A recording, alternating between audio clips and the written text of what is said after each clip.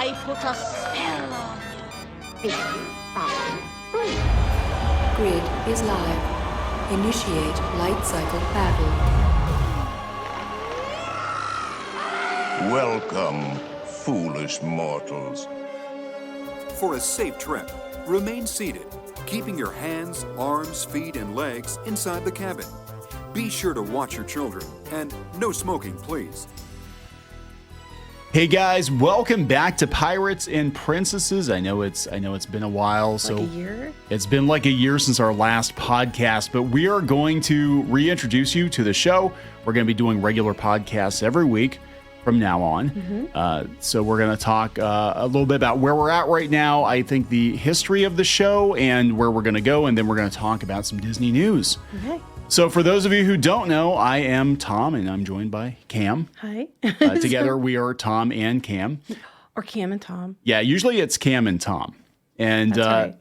We've been doing this podcast off and on since about, 2014, 2015? Yeah, a long time. Oh my gosh, it's like 9 or 10 years. Yeah. It's been a while. Some of the old episodes are no longer up, but they weren't really relevant anyway because it was just news that's like several years old. So this is sort of a reboot of Pirates and Princesses. Now, in the interim, since we started the website, we do a bunch of other things, including the piratesandprincesses.net website, Yep. which Cam does run, and she runs it very well. Oh, thank you. She runs it with an iron fist. I do not. Covered in a Mickey Mouse glove. Do not. But no, she's actually done very well with the website, and we're going to be ramping up the YouTube channel for Pirates and Princesses, and we're coming back. We're coming back online With a vengeance. with a With vengeance. an iron fist wrapped in a Mickey glove. Yeah, that's That's our new tagline. that should be our new Pirates and tagline. Princesses. An iron fist wrapped in a mini glove. Oh my God, there we go. So I just want to be clear up front for those of you who are new, for those of you who have not listened to Pirates and Princesses before. This is not what I would call a pixie duster podcast. We're not. We try to be fair. Yeah, we try to be fair. We're not overly. We're gonna. Some people are gonna view any criticism of Disney as being critical, of being negative, but the truth is, we actually are old school Disney fans. We love the history of Disney. We've both been going to Disney parks for a very, very long time. Yes. We've spent a lot of time in Disney parks. We want Disney to be better. That being said, there's been a noticeable decline in Disney over the last few years. I mean, come on. Even the most diehard pixie duster has to admit Disney's not what it once was. Well, it's not just downward. There's a downward trajectory in quality, but an upward trajectory in price. Yeah. So you're basically getting less and paying more. So we're going to cover Disney more objectively. We're actually going to cover Universal more than we have before because Universal isn't just the other park. Universal is becoming a destination for a lot of people now, especially with Nintendo coming, with Epic Universe coming. And, we're also going to branch out. I think we're going to cover some other theme parks, other themed entertainment as well. And we'll just see where it goes. So, I guess what you want to add, Cam? You I have nothing to add for it yet. Just so that we can talk talk about stuff now. She's going to show you. Yeah, she's going to show you why she's the boss here pretty soon. I'm talking about stuff. So we're going to start off just by talking about what's coming to Walt Disney World in 2024. Okay. Yeah. So we have a lot of things coming. Well, no, we really don't, to be completely honest. I mean, there's a lot of things coming, but they're just reskins for the most part. It's very little new things. And what they do have that's new is actually stuff that's been in production for years, and they just now are finally getting around to it. So we do have coming in 2024, we know that over at Epcot, we're getting the World Celebration, Communicore Hall, Communicore Plaza. It's where the new Mickey and Friends meet and greet's going to be. That's one of the ones that have been planned for years. It was, I think, the original festival pavilion they scrapped. Yeah, so there were a lot of changes. I was very disappointed. I mean, talk about being disappointed in Disney. I was disappointed in a lot of the changes that they made to their blue sky vision of Epcot. Some of them were good, some of them were meh. Yeah, but no, the Spaceship Earth theme was not great. That I hope to God they don't. I want them to do something. It needs updated, especially the end. The end sucks. The ending does suck. But we know that, unfortunately, current year Disney, I don't see them doing better by. I see a lot they'll of. just put IP in it. They'll put IP in it. They'll put a bunch of screens in it. They'll, and I think Disney, when they update these attractions, they have to kind of respect or they should at least try to respect, what came before and just expand on it. You mentioned that because one of the things we're going to talk about here in a minute has to do with Horizons. But Okay. so they got rid of, they used to have in the spine area, they changed a lot to make these different world areas. And they used to have interventions east and west. So they got rid of that. And now they're going back to the Communicore, which was what they originally called those sections, but they're making it a plaza. So there's a hall and a plaza. And the hall is going to be for festivals. Okay. And Communicore Plaza is going to be stages for large and small concerts. They're already kind of doing that, though. I know, but that's what they're doing. So it's going to have like a festival area for like the different, Festival of the Arts and Flower and Garden, which is coming up, which is one of my favorites. And they're doing that, and they're also going to have a stage, probably so they can do some of these different... I don't know if it's going to take away from the American Gardens Theater, though. That's what I'm wondering. I don't know. It sounds to me like these are sort of like acts maybe that they would have had in different pavilions or something. I don't know. But they're also going to have the character spots going to be in this building now, because you remember it was in the Innovations before. Yeah, so we're looking at a picture of it, and it's. I mean, look, we've had to put up with giant gaping holes in Epcot for how many years now? It's been like 4 or 5 years. It's been torn up. It's time to take it all down. The walls down. But I'm previously to this, we did get the American Gardens Theater, and I'm going to say it. You don't want me to say it, but it looks like a vagina. I'm sorry, it does. And right now they have Figment, the topiary for the Flower and Garden Festival. It's starting here like next week, I think. They have Figment in the middle of that area. The flower area. And it's just like a big purple monster in the middle of it. And it's kind of like, I don't know if that's the way I would have gone. But here we are. And Disney magic. I mean, right? It took down the Wonders of Life Pavilion. I was going to say, they still have up, if you're over in the Land, right, Pavilion, and you're upstairs, and you go past the theater where they have the little film, they still have those things on the wall that resemble sperm. Swimmers. Swimmers. And then they had the Moroccan chimney, which if you don't know what that is, go look it up. And it resembled the thing swimmers come from. And they tore that down because people were actually, the line to get pictures taken at the Moroccan chimney was longer than some of the character lines. So they removed it. But then they built a garden that looks like that. And I'm like, but they're not going to change that. So, is that because one's female presenting? I don't know. I think, look, at the very least, one thing we've learned over the last couple of years is I think Figment is finally safe. Oh, I definitely think Figment's safe. Because there was a lot of concern because they were doing surveys. I remember. Disney does surveys about the viability of an attraction or a character, whatever it is. That means they are thinking about possibly maybe getting rid of it. But that dang popcorn bucket sealed Figment's fate. I think he's staying. I don't know if he's just going to be like some mascot that they're going to kick around. They're going to make pins and they're going to whatever. Well, they've been. But I don't think they're going to get rid of them. I don't think whenever they get around to some year retheming Journey into Imagination, I don't think they're going to get rid of them completely. I was going to have a little hissy about that. How long does it take them to fix this dang ride? Like, people have been asking for it. Like, bring back Dreamfinder, make Journey into Imagination great again.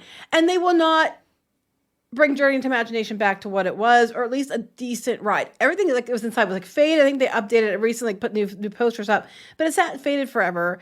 It needs fixed, and they will not fix it. But I'm also kind of afraid that when they fix it, it's going to be Inside Out with Figment, or the Muppets with Figment. It's going to be something like that instead of what people actually wanted, because they're just really focused on putting IP into everything. Yeah. However, another thing about Epcot, you said the old to the new. They are going to be reskinning Test Track, and they're going to put, I said Horizons, I meant World of Motion. They're going to put World of Motion as an inspiration, which is the ride that was there before it was Test Track, which I remember. You never were on it.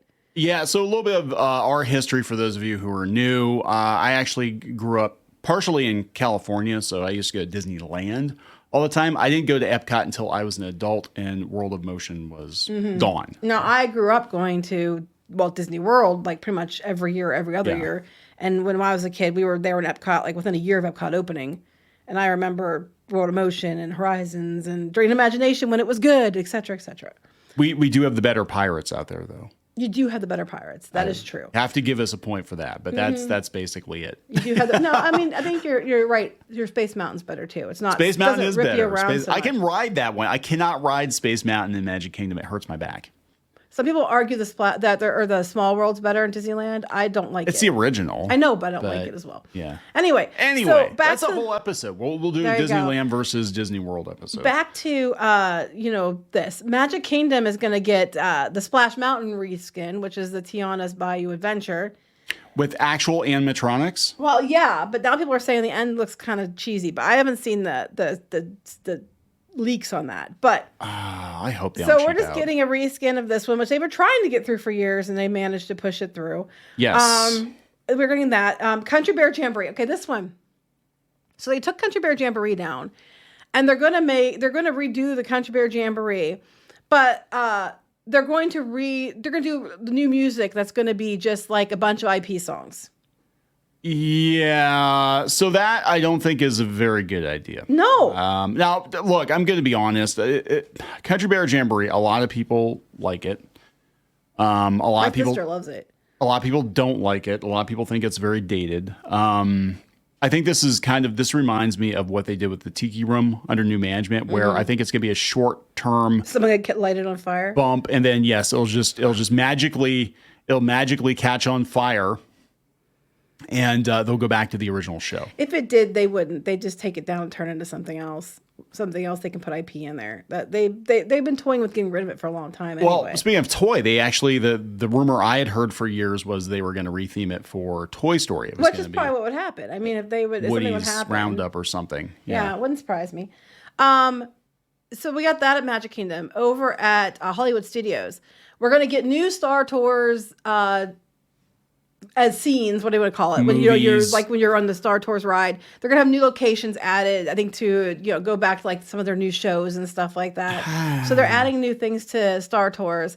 And then the Little Mermaid. Okay, the Voyage of the Little Mermaid has been shut down since before the pandemic, during the pandemic. It's been shut down since the pandemic, and now they're going to reopen it. They're redoing the stage. They're cleaning it up, putting in new seats, I'm sure, just getting it freshened up, because if you were in there, it's pretty bad. And they're going to have the Little Mermaid, A Musical Adventure, coming this fall. So they're still reusing it, but they're just basically cleaning up and still doing Little Mermaid. Like, they're not doing anything new with it. So we're not going to get the 80s laser effects and stuff like I don't know. we had before. But as you can see, like, a lot of it is just, it's just reskinned things. Like, they're not new. They keep teasing they're going to do new stuff. But even like with the stuff they teased they were going to do at Animal Kingdom, I mean, dinosaur rethemed to Indiana Jones is what they have in Disneyland. So it's not really much of a difference. And some of the new attractions, I think they're basing it on like Encanto and stuff. I would kind of see what they were going to be. But I'm like, are they going to be actual rides? Are they going to be like shows?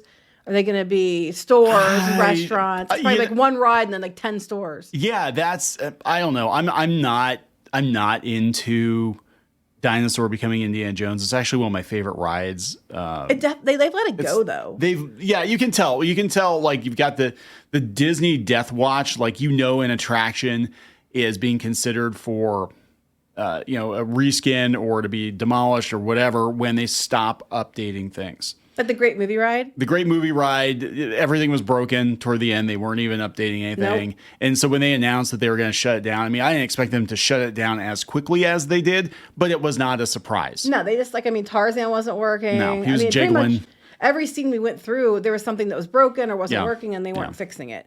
And I think that's kind of where Dinosaurs is going. It's going extinct. It's going extinct, yep. But now they said flat out they're going to change it. So don't expect them to fix it up. We're not going to make it. It's not going to make it. Just letting you know. Which brings me to the other problem right now we're having at Disney parks, though, is that we're having an issue with Genie Plus. And if you're unfamiliar with Genie Plus, I don't know how you could be unfamiliar at this point. Disney took away their FastPass Plus for the paid Genie Plus. And the paid version is basically what everybody's trying to use. The problem is because the cost is, affordable-ish, they're running into problems where everybody is getting the Genie Plus for the lightning lanes. But But the Lightning Lane lines are ridiculous. I saw a video the other day. The Lightning Lane line for Peter Pan was way out past the carousel, and those are the people who paid for Lightning Lane. Yeah, I feel that's bad. crazy. That's Anybody crazy. in the main standby line, you might as well not even try, because where it used to be your fast pass, like they let 20, 30 people through for every standby people through for every 30 or 40 fast pass plus. No, not now. It's like way less. It's like the standby line that gets let through is like 10 for every 60 or 70 Genie plus. So they're forcing you to buy it, but the lines are just as long, but you're just paying more. Standby people forget about it, but it's selling out. Like the other day, it sold out before the park even opened at Magic Kingdom. And people were upset. The day before that was weird. Like they have different options. They have one for each park, and they have one that's an all parks option if you're going to hop, Yeah. And a lot of people buy the all parks option because it's a better deal if you're going to go different places. Well, the all parks option was gone. Like they didn't know if it was a glitch or what, but it was gone. But if you wanted to do like per park individual, some of those parks were almost as much money, but they were still available. So it would probably, if you wanted to do it in different parks, you had to pay for it, that way. So it was going to cost more money. But it's just weird. And then they raised their prices more than 30% over the last weekend because it was busy. So people are paying more, but the lines are really, really bad. Well, yeah, that's the thing, and that's why they continue to raise prices. I keep telling people that like Disney has no incentive to make things any better because people keep paying the prices. Now, the flip side that you could argue is they'll argue, well, at Universal, their Express Pass is more expensive. It is more expensive. And because it's more expensive, people don't buy it. And you can actually get what you're paying for. Like if you're paying, I forget what the price is now, but you buy that there and it's way more expensive. You actually can get through the lines like you're supposed to. Where here, they keep jacking the price up and people are buying it on top of their tickets, but then everybody and their brother is doing it because it's more affordable than Universal. And the lines are just as plugged as before, if not worse. Oh, yeah. So it's, you have to, weigh it. Like Universal makes it a lot more expensive. It makes it more, so it's actually worth buying. Here at Disney, they force you to buy it pretty much. But it's not really doing anything except making the lines longer. Yeah. And they make a lot more money. Yeah. I mean, that's it. Like I said, Disney, they're not really incentivized to change. Everybody's like, why does Disney just keep, jacking the rates up? And, Iger only walked stuff back when the park attendance went down, the parking. And like, as long as people are willing to pay it, that like Disney, we've joked before, like they're in a mindset right now that they would, if they could just, take the money out of your wallet and not give you anything and just charge you to shop, they would do it. Like that is the mindset. At Disneyland back in the pandemic when they were starting to open it in phases, they had a shopping event where you paid for a ticket to go to the shopping event for the honor of shopping at Disney parks. Yeah, and it's just like, and people keep paying it. So yeah, why should they change? Why should they add a bunch of new e-ticket attractions? They've already got your money. They know they've got your money. I'm going to tell you why they should change. Okay. In comes Universal. Yeah. Universal is coming, and Universal is bringing it hard. They're doing a whole new park at Epic Universe, and we're talking like Nintendo is, I think Mario especially is one of the most, I think Pokemon too, which we're going to talk about that in a minute, are most recognized brands in the world. All right. They're bringing Nintendo. They're bringing the Mario, the Mushroom Kingdom. They're bringing the Donkey Kong like they have in Japan to Epic Universe. They're also bringing the Wizarding World of Harry Potter with the Ministry of Magic. They're bringing the Dark Universe, which actually I'm really excited about Dark Universe with the Universal Monsters. Yeah, I think it looks pretty cool. I mean, I want to see more. I want to see more like original park-specific IP being done in these theme parks again. Yeah, remember Pirates of the Caribbean started as a ride. It wasn't a movie franchise. I know. Now I want to do IP it. Yeah. They're doing How to Train Your Dragon. And they even have if you watch like the second movie when they're flying in, they have those big statues in the water. Yeah. They're putting those in. They're putting the water in. The middle hub is going to be space themed, and it looks absolutely amazing. Yeah. They're having a hotel that's going to empty out into the park, which is probably going to be ridiculously expensive, but understandably. They're having 2 new value hotels that are kind of like the dockside and surfside that are space themed. They're doing all this stuff, and they're already kind of cutting in on Disney, and this is going to make them cut in so much more. Yeah. I mean, that's the thing. Families are going to plan their vacations around going to Universal. Some of them already are because of Harry Potter. But when Nintendo comes, that's going to be the destination. The kids are all going to want to go to Nintendo. We'll spend a day or two at Disney too. Well, speaking of Nintendo, there's rumors. Now, there are rumors right now, but we already know that they're already getting Pokemon in at Universal Studios Japan. They're putting Pokemon into like some of their food and some of their parade offerings and party offerings now. There's rumor they might be putting Pokemon in, and there's rumor they might be getting a Legend of Zelda attraction in Islands of Adventure. Now, those are all rumors. Yeah. Those aren't official. But those have been swirling for a while now, that they might be bringing those. And if they do, holy crap, Disney, grab your butts because you're in trouble. So yeah, I mean that's it, because Pokemon's like I think the biggest franchise on the planet. It is. Yeah. And then people are already going to Universal because it's easier. Yes. I mean, they did finally remove the park reservations with day tickets at Walt Disney World, finally. Unless you're an annual pass holder. Then to keep the unfavorable mix down, that they limit how many of you can come in to make sure they're selling tickets to people who pay more.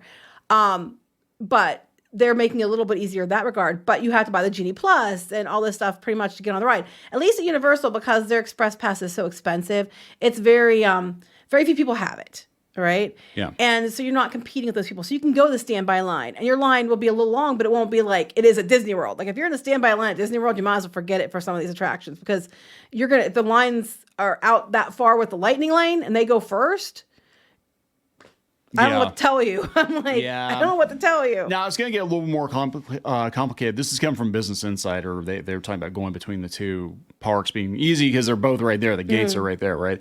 But Epic Universe is a ways, so you're going to have to take a bus over. Oh, is it a ways out? Yeah. I know it's a separate area. It's closer to the convention center, I think, isn't it? Yeah, I think so. I'm not really sure about that. But it's going to be amazing. And that's going to... Well, they're counting their water park as a third gate. Yeah. So this would be their fourth gate they're claiming. But it's their third big park. Meanwhile, everybody's asking when Walt Disney World's going to have a fifth gate, and they're not gonna. Look over Thunder Mountain. There might be something maybe someday over there, maybe. Yeah, that we never mentioned again. Right. Let's throw something together and get you excited, but then do nothing. And people are getting tired of it. And the expense. They keep raising prices. And then Genie Plus. They're making you buy Genie Plus now. I mean, you're not made to, but if you want to actually get on stuff. And even then, if you don't know what you're doing. I mean, I probably could get through and not have to have Genie Plus that much because I know what I'm doing. We went not that long ago, and because I knew what I was doing between that and Genie Plus, we were able to get on to pretty much everything everybody wanted to ride, depending on what times you go and where you go and how you go. But most people don't know how to do that. And because of that, unless you're like a diehard parks fan, you're just going to do what you think you should do or what they're telling you to do. And you're going to get through a couple things with your Genie Plus. But if you don't know how to plan around that, you might get 2 or 3 rides in that you paid extra for. Yeah. So it's going to be interesting. I do expect us to cover more Universal now going forward, just because I think it's going to become as important to vacationers as Disney. Very, very soon. I agree. I think it already is. Yeah. It's just going to be more so. Yeah, it's so weird because like Universal's always like, oh, if we got time, we'll go to Universal. That was always the way it was until Harry Potter opened. Then that became kind of a destination, but wasn't Harry Potter as amazing as it is. And I still think it's the best like theme land, or one of the best theme lands in Orlando. It's not for everybody, right? But Nintendo will be. But taking that theming, you said it's one of the best themed lands in Orlando, because they have one in each of their, Universal Studios Florida and in Islands of Adventure. It's true, because Star Wars, that's what people wanted, and they have some really cool stuff in Galaxy's Edge, but they're too busy trying to make you start your own adventure and not giving you people what they wanted, which was actually here's from the movie, other than the Falcon. Yeah. But Universal with Epic Universe, each of their lands are going to be themed as well as Harry Potter, because I'm seeing the stuff get built. If you go out to at BioReconstruct on Twitter, he does, I'm thinking it's a he, aerial photos all the time of construction. And then they released recently a video of what they're thinking for this area. And it's highly impressive. Like each of these lands are themed like the Harry Potter area are already. So it's going to be intense theming. You're going to be there. It's going to be pretty awesome. Hence the name Epic Universe, I'm sure. But it's going to be all that theming, but the whole way for the park. Yeah, so I'm pretty excited. A lot of people, once they actually see it and they see video of it, I think it's going to be like, hey, yeah, I know we're saving to go to Disney, but this looks better. Yeah. You know, I mean, that's the truth. And like as a Disney fan, if you're getting all butthurt about me saying that, remember, one, we are or were for the longest time Disney fans, but this also will force Disney to get better. Yes, which is a good thing. Yes, that's Steel a good thing for sharpens everybody. steel. And Yep. I'm hoping this lights a fire under their butt, that they're going to do more than just reskin a bunch of stuff, or here's another meet and greet. Yeah. Because that's what they've been doing. And then like, we're going to do a $60 billion park expenditure. No, I understand they have lots of other parks too. But meanwhile, Universal's opening a bunch of parks. They're probably opening one in Great Britain. It's moving forward again. They're opening the little kids one in Texas. They're opening a Halloween Horror Nights themed event that's all year round in Las Vegas. Yes. Like they're bringing it all over the place. And Disney's like, we're doing $60 billion, but all you're hearing about is they might be doing expansion at Disneyland. And then, here's some reskins. Like, and they're doing a lot overseas, but they don't always own the parks overseas, whole cloth. Like they're sharing expense with whoever owns it too.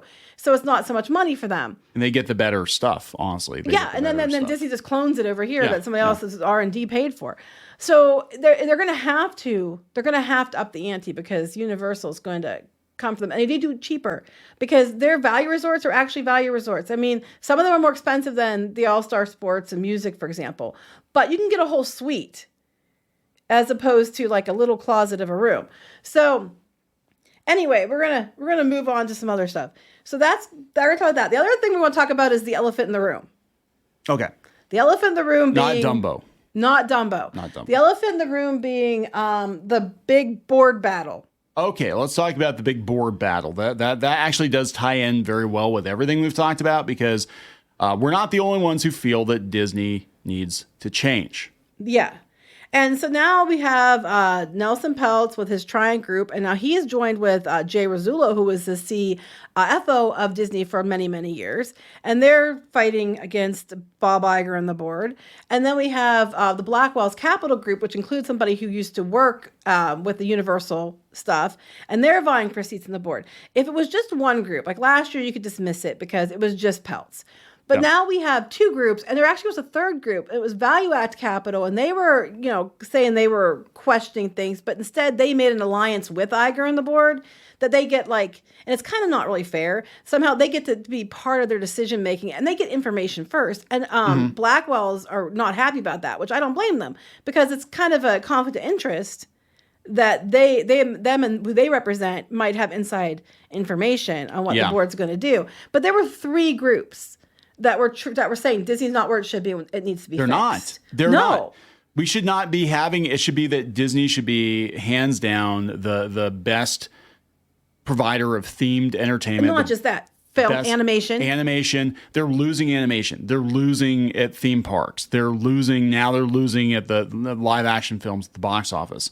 They're not really getting what they were promising or getting people what they were promising for streaming. All with a higher price. All the higher price tag. Yeah, Disney basically, they just want to take money. They don't want to give the consumer anything in return. Well, you said about the box office. I mean, we've had this in the last year. They had all kinds of flops. Ones that either they barely broke even. If they made a little bit of money, it was very little. We had the Marvels was the they lost like $100 million on that at least, and it's one of the lowest performing superhero movies ever. Ant-Man and the Wasp: Quantumania, another one that bombed. A lot of their stuff just didn't do well, or it earned out eventually, but it took a while. And it's so bad that Marvel is creatively retooling the MCU moving forward. Yeah. I'm just going to call it that because they've had so much trouble with the MCU and their plans are not working. We had the Jonathan Majors issue who played Kang. He got arrested for assaulting his girlfriend. He went to a hearing for it. He was convicted on 2 of the 4 counts. So Disney's distancing him, but he was what they were anchoring everything on. He was Kang, which was going to be, Avengers 5, the Kang dynasty. Yeah. And now they have no Kang. So there's like a whole problem there. So they're creatively retooling, trying to get people interested in Marvel again. They're like Secret Invasion did terrible. They completely fired the team off of Daredevil Born Again and brought in a showrunner and people from the Netflix show, which was popular. So they're trying to fix it. Don't even get me started on Star Wars. And they're trying to do that. So they already have that issue coming up. Their Disney Plus, they promised to be profitable by the end of 2024. I do not think it's going to be. And they're getting their butts kicked by everybody under the sun. And the board, the choices at the parks and the prices and the different things they're making and the overspending on Fox. This was all Iger and the board. Mm-hmm. You know, it was. Yeah, it was. I mean, again, Iger is definitely more interested in acquiring things and building his legacy than he is in actually maintaining the Disney brand. Like the Disney brand to Bob Iger, in my personal opinion, is whatever Bob Iger bought. Pretty much, You know, yeah. And they don't know how. And just because you acquire something doesn't mean you know how to handle something, which we've seen. Like Pixar's in decline. Pixar was like their golden egg. They have somehow managed to run Pixar into the ground. Yeah. I mean, you know how hard you have to try to run Pixar? And their answer to this is, hey, guys, we're doing, Frozen 3 and Toy Story 5. You are creatively bankrupt Pretty much. That point. Like, and everybody else is beating you. Yeah, I mean, DreamWorks is beating them. Netflix. I mean, a lot of the movies on Netflix now are better than Disney movies. Yes. They've had multiple misfires at the box office. People are just not into it. I think Inside Out 2 will do okay unless it's a complete dumpster fire. I hope it doesn't. I hope it does okay. I hope they don't turn it into a dumpster fire. Now we have the voting, the shareholder voting is open now. The next meeting for the annual shareholder meeting will be April 3rd. And that's when we'll find out what happens. I mean, honestly, the status quo will probably remain the same. But Peltz was calling out Iger and the board for throwing spaghetti against the wall. And what I mean by that was their last meeting, the last investor call, they announced a bunch of things that they're doing, which they pulled out of their butt at the last minute.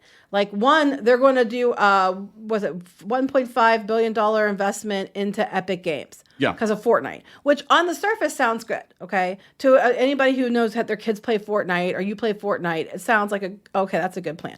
Except a couple things. One, Fortnite is on decline, for one. Two, Fortnite just got in trouble. Well, I think it was last year they had to settle with one of the government agencies because they claimed they were violating the Children's Protection Act. Yeah, I think it was the FTC. FTC, yes, it was so. FTC. Yeah. The Children's Protection Act, and they also got in trouble because they were using questionable methods, I guess, for their microtransactions or something. Mm-hmm. And as a result, they've had to pay out over $500 million in settlements for that. And so Disney's coming in. They probably want to team up with Disney because Disney's going to, give them a cash injection after they lost a bunch of money. Now, the good news is they probably learned their lesson, so maybe they'll be better about it. But when you hear Bob Iger get up there and talk about how they're going to sell, and they're going to use this deal to sell merchandise and to sell things to people in game, I'm kind of getting concerned. Yeah, that's kind of the opposite of what the lawsuit was supposed to do.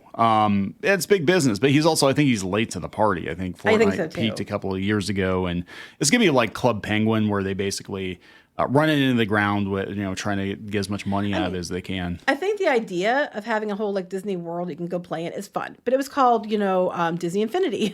Yeah, we had Disney Infinity. We had the Disneyland Connect game. We've had multiple versions of was it Dreamland Valley? Was it Dreamlight Valley Dreamlight now Valley, that's it. Dreamlight Valley right now. It's really hugely popular. Yeah, they're just, again, I think Peltz is right in this regard that they're throwing spaghetti against the wall. Like, what's popular? Oh, Fortnite's popular. I've heard of that.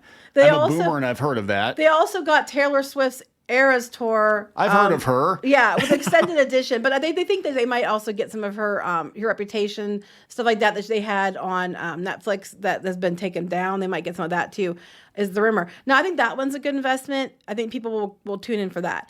The other thing they were announcing they were going to do was that you were going to do Moana 2. Moana 2 was done as a series. And now because a lot of people watched Moana, a lot of people streamed it. So now they're taking a series that they already had and they're going to repurpose it and to make it into a movie, which I'm not even sure how good that'll be. It might be fantastic, but they didn't even have the voice actors back, and now they're trying to get the original voice actors back to do this film. I don't know. They don't look. Disney doesn't know what they're doing. They basically thought that they could just print money indefinitely. They never thought that taste would change. They never thought the quality would decline. They never thought they'd have legit competition. As a shareholder, though, my thing is this. When they announced this stuff, it worked. The shares went up to like $112, down from like a low in the last few months of like 78 or 79. It's still not as good as it should be, but it did shoot up. It's going back down now. But my question is, if you were able to drive the stock up this whole time, why didn't you? Like, why did you wait until your backs were against the wall and you might lose your seats to actually do something? Yeah. Yeah. That's where I'm sitting at. I mean, because again, Walt innovated. Walt was always five steps ahead of everybody else, at least 5 steps ahead of everybody else. And the people they have in charge now are reactionary. They're not visionary, they're reactionary. I think that's the difference. And that's a problem. And then they keep their response was to put out a video using their animated characters to tell you not to vote for the stinky other people to keep us here. Stinky other people. And I'm not kidding. It was kind of like patronizing a little bit. And I was like, what? Oh my like you're God. using your characters to be like to Disney keep your magic, job. You're using Disney your characters. nostalgia. Yeah. Yep. You like those characters, right? I mean, most of them were done before Iger was even there. Oh yeah. But you like these characters, right? Well, if you want to keep if you love Disney, you'll keep us here. And I'm like, but you guys keep screwing up. And I don't necessarily think, some of these other people are the best choices either. I'm not going to lie. But something has to change. I'm not sure how. I mean, just them nipping at their heels might be enough to make some changes we need. But something has to change. Yeah. And I think it will. I think hope so. We'll see what happens. But there we go, guys. We're coming back. We're going to be on the air, on the internet every week. Going forward, go out to piratesandprincesses.net for more objective Disney and Universal theme park news, courtesy of Cam. And my people. And her people, yeah. And check out the YouTube channel. We're going to be doing some more over there. And so it's good to be back. We'll talk to you guys later. See ya. Bye.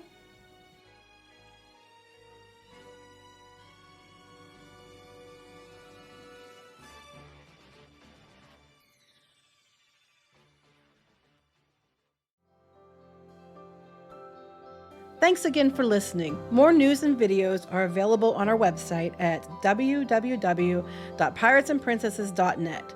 Our YouTube channel, Facebook, Instagram, X, and TikTok. If you like the show, please consider subscribing and leaving us a positive review on iTunes and other podcast platforms. This podcast is a production of Clownfish Studios LLC and WebReef Media, and we'll see you next time.